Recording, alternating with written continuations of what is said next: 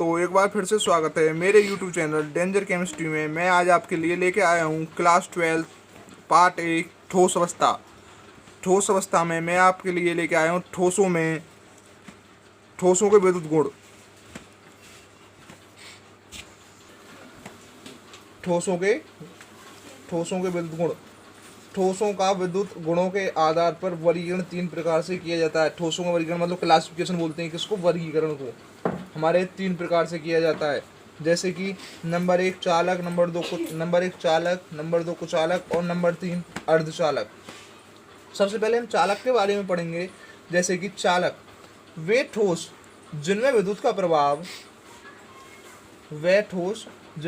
प्रभाव सुगमता से होता है, जिनकी चालकता 10 की पावर 4 से 10 की पावर -7 मीटर -1 होती है, उसे क्या कहते हैं, हम चालक कहते हैं ठोसों के विद्युत गुण में। अगली हेडिंग है हमारी कुचालक। वे ठोस जिनमें विद्युत प्रभाव का नगण्य होता है, चालकता 10 की पावर 20 से 10 की पावर -10 मीटर -1 होती है। ये मेन इंपॉर्टेंट चीज में यहाँ से हमारी पावर एक विकल्प में 1 नंबर में आ सकता है। अगली अर्धचालक। वे ठोस परम शून्य ताप पर कुचालक की भांति व्यवहार करते हैं एवं तापमान बढ़ाने पर इनकी चालकता में वृद्धि होती है। इनकी चालकता 10 की पावर -6 से 10 की पावर +4 -1 मीटर -1 ओम -1 होती है। मेन चीज़ हमारी क्या है, ये इसे हम सिंबल से प्रेस कर सकते हैं। मेन चीज़ यहाँ पर ये और मेन चीज़ यहाँ पर ये, तीनों की विशेषता 1 नंबर में विकल्प आ सकता है। अभी हमने पढ़ा था ठोसों के विद्युत गुण। अब हम पढ़ेंगे बेंड सिद्धांत किसे कहते हैं। बेंड सिद्धांत। ठोसों की विद्युत प्रकृति को बेंड सिद्धांत के आधार पर समझाया जा सकता है। जैसे नंबर 1 संयोजकता बेंड, चालन बेंड। जैसे हम पढ़ेंगे संयोजकता बेंड के बारे में। संयोजकता बेंड में उपस्थित होते हैं एवं चालन बेंड रिक्त होता है। मतलब चालन बेंड क्या होता है, रिक्त का डायग्राम हमारा होता है इस आकृति का, रिक्त होता है। यदि इलेक्ट्रॉन का मान होता है 1.6 गुणा 10 की पावर -19 कूलम संयुक्त बेंड से चालन बेंड में स्थानांतरित होता है, तब विद्युत प्रभावित होती है, तो क्या कहला जाती है, संयुक्त बेंड कहते हैं। एक संयुक्ता हम निकाल भी सकते हैं, जैसे कि संयुक्ता हाइड्रोजन की संयुक्ता कितनी होती है, 1 होती है। ठीक है, इसे मैं अगली वीडियो में समझाऊंगा, उस वीडियो को देखना नहीं भूलें। अब 2 डायग्राम, पहला चालक बेंड और दूसरी संयुक्ता बेंड। इसमें कहिए कि संयुक्ता बेंड में उपस्थित होते हैं एवं चालन बेंड रिक्त होते हैं। तो क्या चालन बेंड रिक्त होते हैं, तो हमारे चालन बेंड क्या है, रिक्त हैं। हमारे चालन बेंड रिक्त होते हैं। यदि इलेक्ट्रॉन संयुक्ता बेंड से चालन बेंड में स्थानांतरित किया जाए, मतलब इसमें स्थानांतरित किया जाएगा यहाँ से, तो संयुक्ता बेंड स्थानांतरित हो जाता, तब विद्युत प्रभावित होती है। चालक बेंड के बारे में पढ़ेंगे। जैसे कि चालक में संयुक्ता बेंड एवं चालक बेंड अतिव्यापित होते हैं, अर्थात इलेक्ट्रॉन संयुक्ता बेंड से चालन बेंड में सुगमता से स्थानांतरित होते हैं एवं विद्युत का चालन करते हैं। देखो मेन चीज़ कहाँ, इलेक्ट्रॉन संयुक्ता बेंड से चालन बेंड में सुगमता से स्थानांतरित होते हैं। अब नीचे हमारा डायग्राम, मैंने डायग्राम द्वारा संयुक्ता बेंड हमारी क्या स्थानांतरित होने, चालक बेंड में। इसे हम प्रदर्शित करते हैं डेल्टा ई बराबर 0 से, चालक बेंड। अगली हेडिंग है हमारी कुचालक।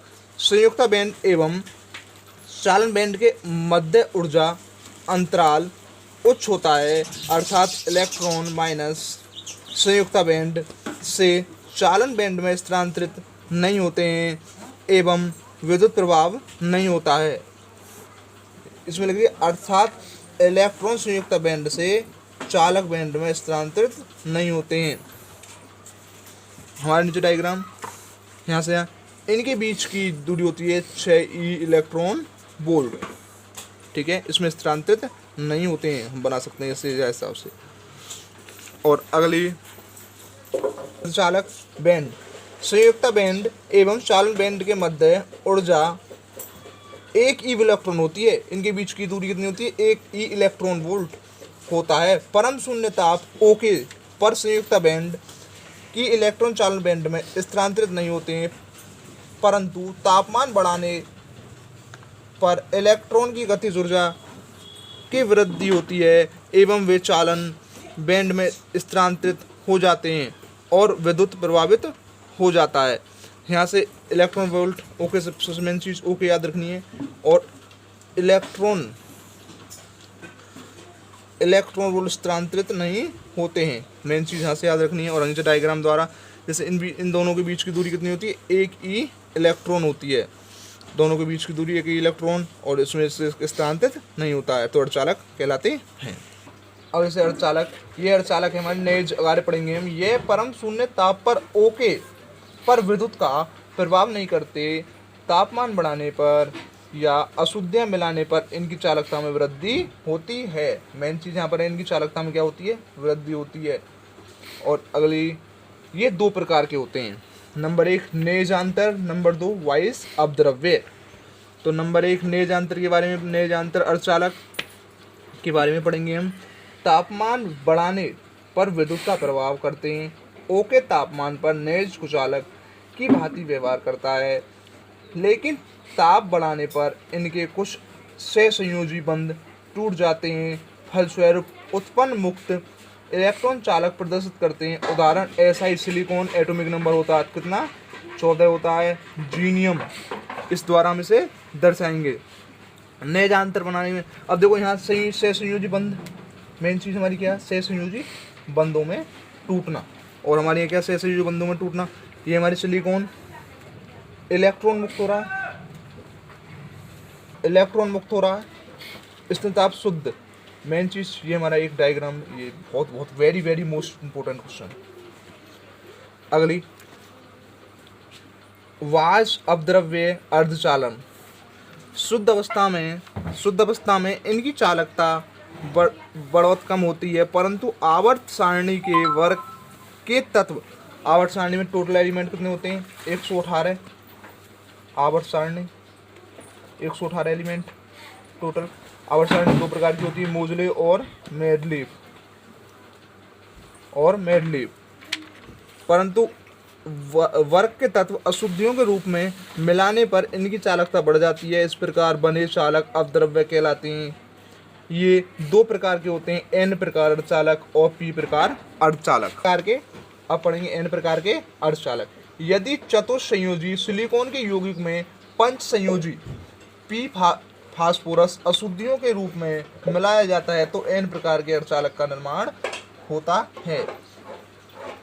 इस अर्धचालक में पी फास्फोरस के पंच संयोजी के कारण एक ही इलेक्ट्रॉन मुक्त अवस्था में होता है, जो विद्युत के प्रभाव के लिए उत्तरदायी होता है। यहाँ इलेक्ट्रॉन को एन से प्रदर्शित किया जाता है, इसलिए इसे एन प्रकार अर्धचालक कहते हैं। मेन चीज़ यहाँ से, चतुस्संयोजी सिलिकॉन के यौगिक पंच संयोजी फास्फोरस अशुद्धियों में मिलाए जाते हैं।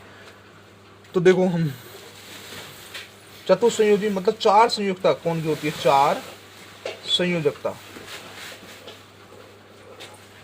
4 संयुक्ता किसकी होती है, 4 संयुक्ता मतलब 4 किसकी होती है, तो कार्बन की कितनी होती है, 4 होती है। सिलिकॉन की भी 4 होती है। अब 5 संयोजी फास्फोरस की कितनी होती है, 5 होती है। 2,8,5 होती है इसकी संयुक्ता, ठीक है। तो इस द्वारा हम इसे दर्शाएंगे। जैसे कि आप एग्जांपल, सिलिकॉन, मेन चीज़ क्या है, फास्फोरस से तो इलेक्ट्रॉन मुक्त हो रहे हैं। सिलिकॉन तो इस 14 वर्ग अशुद्धियाँ प्लस 15 वर्ग। मेन चीज़ मैंने ये वेरी वेरी मोस्ट इम्पोर्टेंट चित्र, एन प्रकार के अर्धचालक, हमें ये डायग्राम बनाना है, इस द्वारा दर्शाना, इलेक्ट्रॉन मुक्त होते हैं, ठीक है।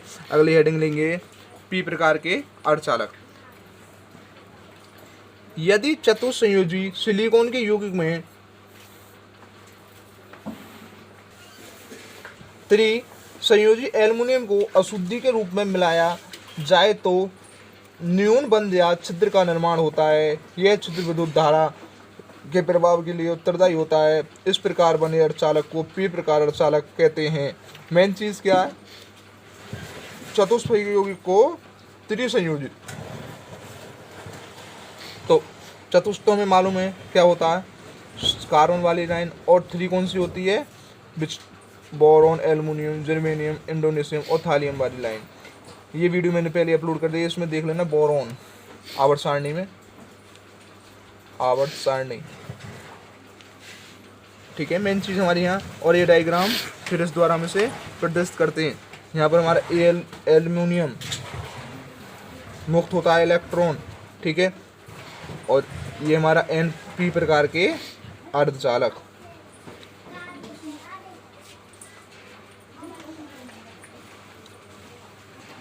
अगर आपको वीडियो अच्छी लगी हो तो शेयर और सब्सक्राइब करें और मुझे कमेंट में बताएं कि कैसी लगी।